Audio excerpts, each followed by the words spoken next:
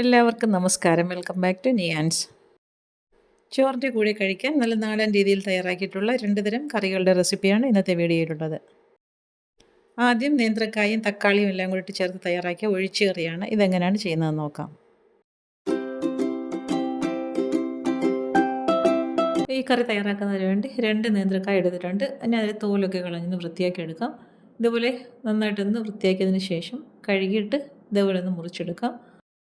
ഒരു കായ എടുത്ത് 3-4 ആയിട്ട് വട്ടത്തിൽ നിന്ന് മുറിക്കാം. അതിനുശേഷം ഇതേപോലെ ഓരോ പീസും എടുത്ത് ഇതേപോലെ നീളത്തിൽ നിന്ന് മുറിച്ചെടുക്കണം. കറി വയ്ക്കാൻ നമ്മൾ സാധാരണ അരിയുന്ന ഒരു വലുപ്പത്തിൽ എടുത്ത് വെച്ചിരിക്കുന്ന കായെല്ലാം ഒന്ന് അരിഞ്ഞെടുക്കാം. ഇനി നന്നായിട്ടൊന്ന് കഴുകിയതിന് ശേഷം കറി വയ്ക്കാനുള്ള ചട്ടിയിലേക്ക് ആക്കി കൊടുക്കാം. ചട്ടിയിലേക്ക് ഇട്ട് കൊടുത്തതിന് ശേഷം ഇനി അതിലേക്ക് ചേർത്ത് കൊടുക്കുന്നത് ഒരു തക്കാളിയാണ്. നന്നായിട്ട് പഴുത്ത ഒരു തക്കാളി ഇതേപോലെ ചെറിയ കഷ്ണങ്ങളായിട്ട് അരിഞ്ഞ് ചേർത്ത് കൊടുക്കാം. പിന്നീട് അതിലേക്ക് 2 പച്ചമുളകും കൂടി കീറി ചെറുതായിട്ട് അരിഞ്ഞിട്ട് കൊടുക്കാം. അതുപോലെ തന്നെ ഒരു 3-4 കഷ്ണം മാങ്ങയും കൂടി ചേർത്ത് കൊടുക്കണം. ഇനി ഇതിലേക്ക് ആവശ്യത്തിനുള്ള ഉപ്പ് ചേർത്ത് കൊടുക്കാം. ഉപ്പ് ഇട്ട് കൊടുത്തതിന് ശേഷം 1 ടീസ്പൂൺ മുളക് പൊടി ചേർത്ത് കൊടുക്കാം. അതിൻ്റെ കൂടെ തന്നെ ഒരു 1/4 ടീസ്പൂൺ അളവിൽ മഞ്ഞൾ പൊടിയും കൂടി ചേർത്ത് കൊടുക്കാം. ഇനി ഇതിലേക്ക് വേകാൻ ആവശ്യമുള്ള വെള്ളവും കൂടി ഒഴിച്ചു കൊടുക്കാം. വെള്ളം ഒഴിച്ചു കൊടുത്തതിന് ശേഷം നന്നായിട്ടൊന്ന് ഇളക്കി കൊടുക്കാം. സ്പൂൺ ഉപയോഗിച്ച് ഇതേപോലെ നല്ലതുപോലെ ഒന്ന് ഇളക്കി കൊടുത്തതിന് ശേഷം ചട്ടി മൂടി വെച്ച് അടുപ്പിലേക്ക് വെച്ച് കൊടുത്ത് കഷ്ണങ്ങളൊന്ന് വേവിച്ചെടുക്കാം. അത് വേകാൻ വെച്ചതിന് ശേഷം അരപ്പ് തയ്യാറാക്കാം. അതിന് വേണ്ടി മിക്സിയുടെ ജാറിലേക്ക് തേങ്ങ ചിരകിയത് ചേർത്ത് കൊടുക്കുന്നുണ്ട്. ആവശ്യത്തിനുള്ള തേങ്ങ ഇട്ട് കൊടുത്തതിന് ശേഷം ഒരു നുള്ളു മുളക് പൊടി ചേർത്ത് കൊടുക്കുക. അതുപോലെ തന്നെ ഒരു നുള്ളു മഞ്ഞൾപ്പൊടിയും കൂടി ചേർത്ത് കൊടുക്കുക. ഒരു 1/4 ടീസ്പൂൺ അളവിൽ ജീരകവും 2-3 ചുവന്നുള്ളിയും കൂടെ ചേർത്ത് കൊടുക്കുക. ഇനി അരയ്ക്കാനുള്ള വെള്ളവും കൂടി ഒഴിച്ചു കൊടുത്തതിന് ശേഷം നന്നായിട്ടൊന്ന് അരച്ചെടുക്കാം. അത് ഈ രീതിയിൽ നല്ലതുപോലെ ഒന്ന് അരച്ചെടുത്തിട്ടുണ്ട്.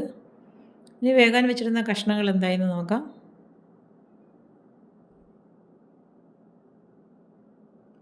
ഇത് കഷ്ണങ്ങളൊക്കെ ഏകദേശമൊക്കെ വെന്ത് വന്നിട്ടുണ്ട്. അപ്പോൾ നല്ലതുപോലെ ഒന്ന് ഇളക്കി കൊടുക്കാം.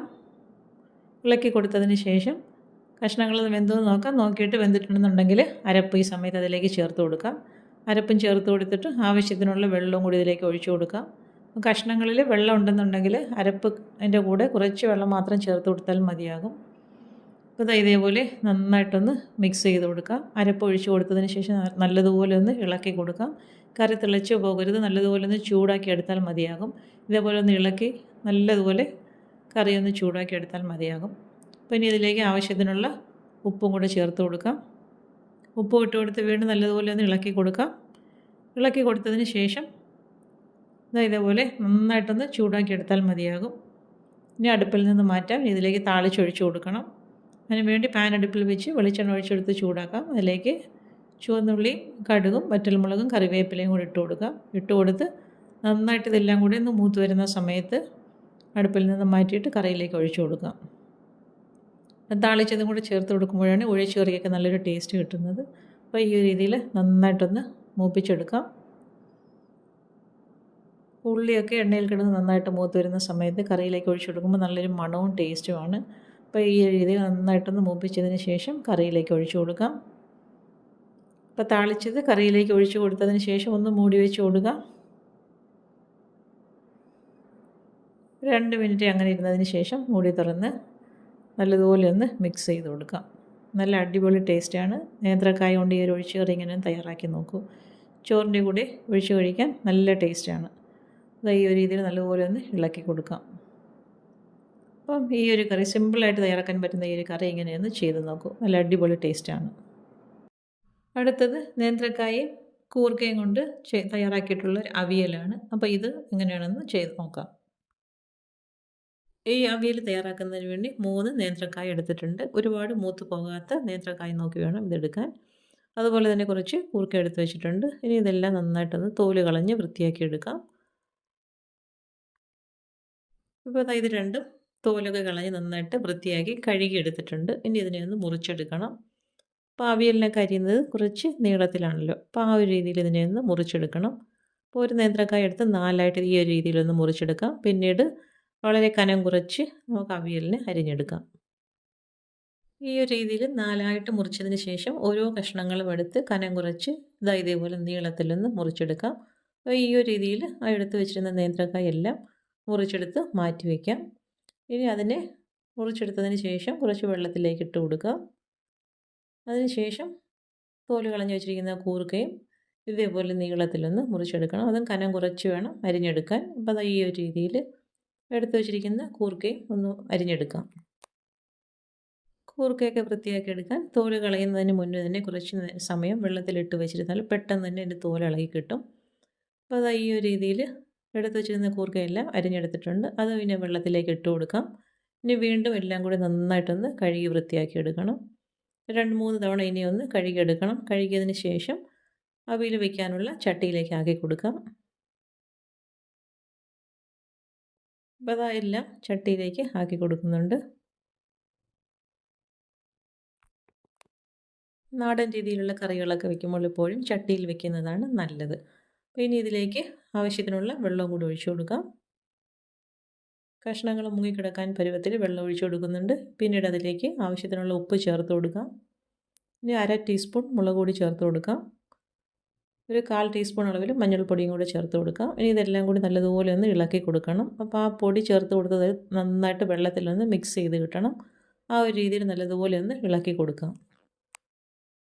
നന്നായിട്ട് ഇതേപോലെ ഒന്ന് ഇളക്കി കൊടുത്തതിന് ശേഷം ചട്ടി മൂടി വെച്ച് അടുപ്പിലേക്ക് വെച്ച് കൊടുത്ത് വേവിച്ചെടുക്കാം. അത് വേകാൻ വെച്ചതിന് ശേഷം അരപ്പ് തയ്യാറാക്കാം.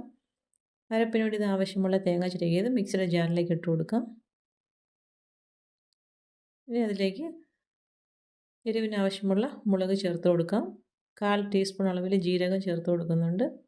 അതേപോലെ തന്നെ ഒരു 1/4 ടീസ്പൂൺ അളവിൽ മഞ്ഞൾപ്പൊടിയും കൂടി ചേർത്ത് കൊടുക്കാം. ഒരു 3-4 അല്ലി വെളുത്തുള്ളിയും കൂടി ചേർത്ത് കൊടുക്കുന്നുണ്ട്.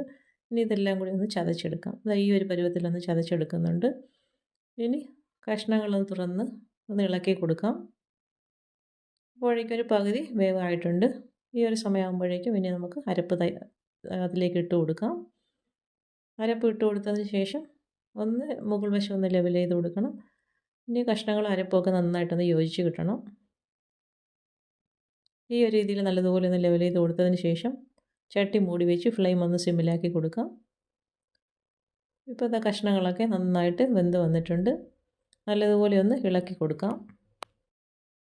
ഇതുപോലെ ഇളക്കിയതിന് ശേഷം വീണ്ടും ഒന്നുകൂടി ഒന്ന് 2 മിനിറ്റോളം അടുപ്പിലേക്ക് ഇട്ട് കൊടുക്കാം. അപ്പോൾ നന്നായിട്ട് ഫ്ലെയിം സിമ്മിലാക്കി കൊടുക്കണം.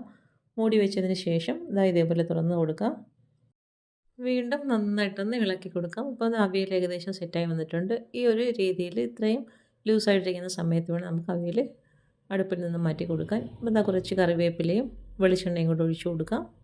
ഒഴിച്ചു കൊടുത്തതിന് ശേഷം ഒന്നുകൂടെ ഒന്ന് ഇളക്കി കൊടുക്കാം. ഇനി നമുക്ക് ഫ്ലെയിം ഓഫ് ചെയ്തെടുക്കാം. ഈ സമയമാകുമ്പോഴേക്കും ഫ്ലെയിം ഓഫ് ചെയ്ത് കൊടുക്കാം. നല്ലതുപോലെ ഒന്ന് ഇളക്കി അടുപ്പിൽ നിന്ന് മാറ്റി കൊടുക്കാം. നല്ല സൂപ്പർ ടേസ്റ്റാണ്. നേന്ത്രക്കായും കൂർക്കയും കൊണ്ട് ഈ ഒരു അവിയൽ ഇങ്ങനെയൊന്ന് തയ്യാറാക്കി നോക്കിക്കോളൂ. നേന്ത്രക്കായ ആയതുകൊണ്ട് തന്നെ അവിയൽ കുറച്ച് ലൂസായിട്ടിരിക്കുന്ന സമയത്ത് ഇറക്കുന്നതാണ് നല്ലത്. അല്ലെങ്കിൽ പെട്ടെന്ന് തന്നെ കട്ടിയായി പോകും. അതുകൊണ്ട് ഈ ഒരു പരുവത്തിൽ ഇറക്കി കൊടുക്കണം. അപ്പോൾ ഇന്നത്തെ വീഡിയോ ഇത്രയേ ഉള്ളൂ. ഇഷ്ടമായ ലൈക്ക് ചെയ്ത് സബ്സ്ക്രൈബ് ചെയ്ത് സപ്പോർട്ട് ചെയ്തേക്കും. എന്തെങ്കിലുമൊക്കെ അഭിപ്രായങ്ങളുണ്ടെങ്കിൽ കമൻറ്റ് ചെയ്യൂ. വീണ്ടും അടുത്ത വീഡിയോയിൽ കാണുന്നത് വരെ bye from Niyans. Thanks for watching.